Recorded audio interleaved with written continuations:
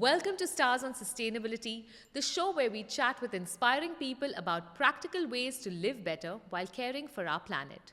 I'm your host, Shagun Luthra, and this series is brought to you by Earth Inherited, the hub for ideas and tips to make eco living a part of everyday life. Today we have the inspiring Sonika Bhasin with us, a mother, green living advocate, and pioneer in sustainable parenting. From her personal journey to raising an eco conscious child, Sonika has shown how families can integrate sustainability into their daily lives, even in a bustling city like Mumbai. Whether you're a parent wondering how to reduce waste at home, or simply curious about how small steps can lead to significant change, this episode will leave you with actionable insights and a fresh perspective. Sonika, thank you so much for joining us today. I'm so happy to have you here. Thank you so much for having me. I'm very happy to be here as well. Sonika, as you know, I am a personal fan of yours. I have been following you on Instagram for a while, and I have managed to incorporate so many tips from you into my life. So I really want to thank you for, showing us all what are the things that we can do in our daily lives, because I have managed to pick up a lot of tips just from your stories. I have to ask you, when did this begin for you? First of all, you have made me very happy. so, thanks a lot for saying that. Well, my journey actually started about 6 years ago when my son was born. And till then, I used to think I'm conscious, and I think it was like I would avoid plastic bags or I would avoid plastic straws, very basic things. But I did not really have any clue about climate change or, these are things you hear, but I had never really paid any attention to it. So I bought this cloth diaper online, and honestly, the reason I bought it was because it looked cute. That was my only reason of buying this cloth diaper. And then I was trying to figure out how to use it, because we were using disposable diapers, and my son was about 1 month old at that time. So while researching on how to use it, I landed up on this Facebook page called Cloth Diapering India, and I asked parents on that group that, why do you cloth diaper? And almost every answer, along with the other reasons, also said that it's good for the environment. And then I realized that, okay, there is something wrong with disposable diapers and I must read up more about it. And I started doing some research, and I figured that we are living in the largest garbage crisis in history. And I had no clue that there was a waste crisis. And then it led to me reading up a lot about, climate change and what's happening with the environment. And then suddenly I thought, oh my God, I brought a child into this world.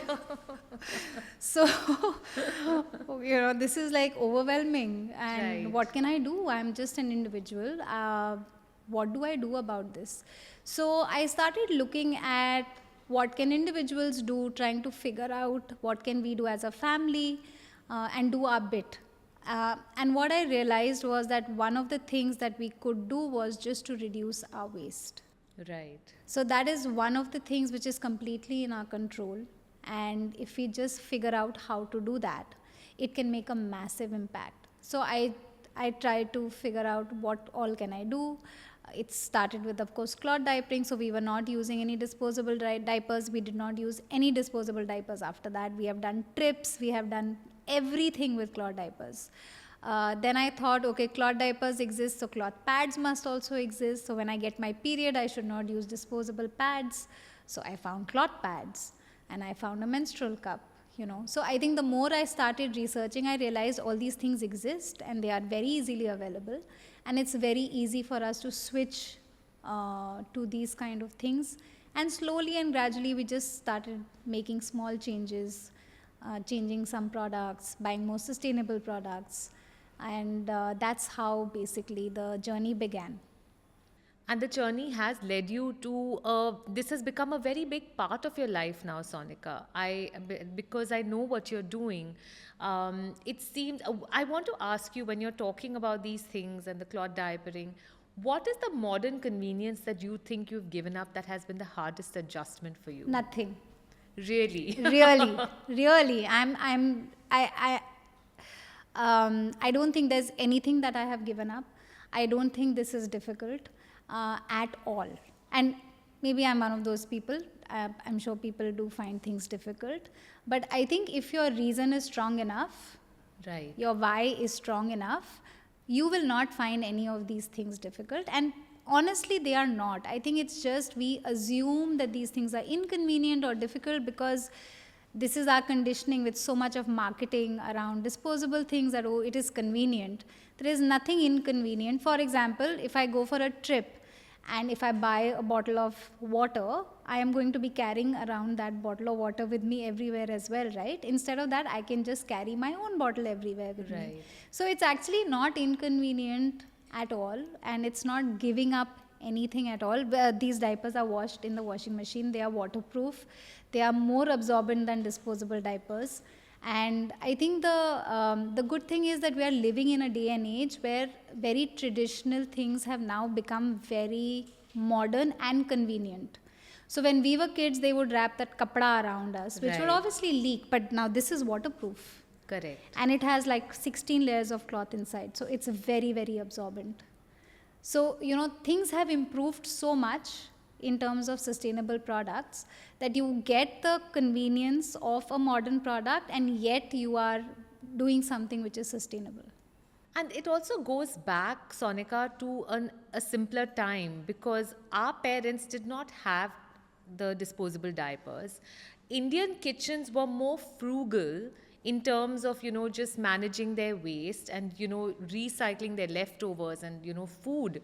So we do have to go back to the Absolutely. slightly simpler time, right? Absolutely. I mean, there are a lot of times when I tell people just think about what you did as a kid. Did you even miss these things? It's just because they were not there. They never existed. Any of these disposable things did not exist. So was our life so inconvenient? It wasn't. Do you remember having such a tough time when you went for a picnic? No, you just carried all your stuff and, it was the way things were done. And everybody was absolutely okay till these things came into the market and we were told that, oh, this is so convenient because you can just use it and throw it away. So I think it's just going back, like you're saying, just go back to what you were used to doing even 2-3 decades ago. And you will realize that our that generation was anyway very sustainable. Yes, they were. What I love about some of the stuff that you're doing, so Sonika, I want to ask you, you have also brought a lot of fun into playdates. Like I've seen that your child, you almost have composting playdates where Yes. children are playing with worms. Yes. Which is, there's something lovely about that as well because they're touching the texture of the soil, they're becoming more rooted to care for the planet by, there's a tactile sense of them understanding what is, the soil, etc. Yeah. Actually, the other day I have to tell you, a friend of mine said my son wants to come for a play date only because he wants to compost. It made me so happy. So whenever we have kids at home and if I'm at home, I'll be like, chalo composting karte hain. And they are all so excited to do it. They all know how to do it now. All his friends know how to do it. And again, you're just digging your hand into that beautiful compost. You're looking at so many insects, you're looking at grubs and maggots and worms, and they are very excited about all of this. And like you're saying, I really think that if our kids are in touch with the soil and with, insects and living beings, and as much as they can be near the environment and interact with it, I think they will learn how to nurture it much more than if they were not a part of it at all, which I think is happening a lot. Kids are more indoors and they are more playing with toys and with gadgets and, seeing the screen rather than spending more time outdoors. So that is one of the things we've done from the beginning with my son, is that as much time as he can spend outdoors, he should spend. So when he was not going to school, when he had not started school, he would spend 3-4 hours every day with the building gardeners. So he has done everything. He has cut grass, he has sowed seeds, he has, so he has seen that whole process.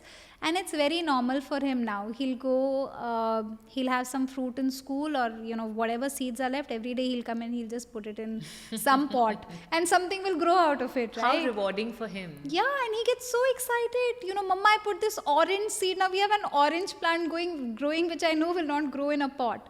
But there was this papaya tree that just grew out of maybe our compost. And then we had to call the building gardeners and say, isko niche laga do. And now that tree is a full-fledged tree which gives papayas. And the gardeners, they came and they said, the first papaya has to go to you because, it came from your house. So he has seen this whole cycle of how it grew, how the fruit came, how now we are eating that fruit. Right. So I don't have to teach him any of this, right? He's already seen this whole process. Actually, you don't have to happening. teach the children if you're showing them. You don't Yeah, have to tell them you don't if you're have to showing teach them. them. You Because don't you're have to living teach that them. life. And I'll tell you one thing, I have very casual conversations with him about waste and about things like this because he's too young. So we cannot discuss climate change and, things like that. So he was about 4 years old. We were driving somewhere and he said, कितना कचरा है road पे? I said, हाँ बहुत कचरा है. क्यों है कचरा? So he's telling me, क्योंकि ना इन लोगों को पता नहीं है कि composting और recycling कर सकते हैं. So he has figured out himself that because they are not taking care of their waste, they are throwing it on the road. And then if you see, you'll always see cows and other animals who are eating out of that. And then you say, they are eating this plastic and, they'll fall sick. And, why do people do this? So he knows कि plastic bag नहीं लेना चाहिए. Right? So these are just ways of not burdening him with this information, but just to have very casual conversations about Integrating these it things. into his life. Yeah. Sonika, was there any resistance or skepticism that you faced from other parents when you started doing some of these things, like grubs and composting and recycling? I mean, it's not a concept that all modern parents are used to. Maybe I'm just blessed with good friends. They are very happy and they feel, they tell me, करा दो यार, हम भेज रहे हैं, तुम भी, हमारे बच्चों को भी करा दो. So I think most of the parents that I have interacted with have not had any problem with any of this. That's fantastic to hear. I Or also maybe want to- because I'm talking about it so much all the time. And what happens is, and this is what I tell a lot of people, don't think that anything that you're doing is small because people around you do get influenced. Right? And then what has happened is that everyone around us, whether it's school parents, whether it's our building friends, whether it's my friends, they have just incorporated so many of these things in their lives. And so for them, this is, they know why. I have been talking about why. So, they have kids, they are also concerned about it. So, they are all okay with it. Sonika, I want to ask you, in a generation that is brought up with so much excess and abundance, our kids are seeing a lot of excess. Yeah. There's so much that they're exposed to. There are so many parties, there's celebrations, there's festivals, there's, presents, there's koi bags, and there is so much that we give them, and all of this is going to end up in landfills. And I'm Yeah. not saying take the joy out of celebrations. I know how you do your birthday parties. If you could talk to us a little bit about your low waste celebrations, I think that would really help people to Sure. understand that. So, I think, the biggest waste that comes out of celebrations is decor and disposable plates and spoons and, stuff like that, glasses. And if you take these two things away, and of course, decor you don't take away, you replace it with a sustainable alternative, there is nothing that changes in the celebration. It can be as joyous, as fun, as everything as a birthday party with balloons. A birthday party without balloons is as much fun as a birthday party with balloons, right? And what I have observed is kids don't really care about the decor. I think it is for parents to make the place look good. So what I did was from his first birthday, found some upcyclers, and I have fallen in love with upcycling. Like if I can buy something which is upcycled, I will always buy that over buying something new. Right. So there are a lot of upcyclers who make lovely stuff out of fabric waste. So got a bunch of buntings and other decorations from them. And it's going to be his 6th birthday. We are going to use the same this year as well. And now I have all the buntings and we have some dream catchers and some very pretty things. And now it's all in one box. Right. And the number of places that box has gone. There have been strangers on Instagram who have messaged me saying, I'm having a party, can you send me your buntings? and I'm also in Bombay, and I have sent it to them. I don't even know these people, but at least all my friends, our buntings go everywhere. And so all the kids have the same buntings in their birthday parties, and they look really lovely, and it doesn't really matter to anyone. So that is one thing that we do. The other thing is just not using disposables. So what we do is, if we have a lot of kids, we will just borrow plates from somebody, or cutlery from somebody. We'll use whatever we have at home. And if we don't have enough, we just borrow, and which is what now all my friends do as well. Now we are a couple of friends in the society.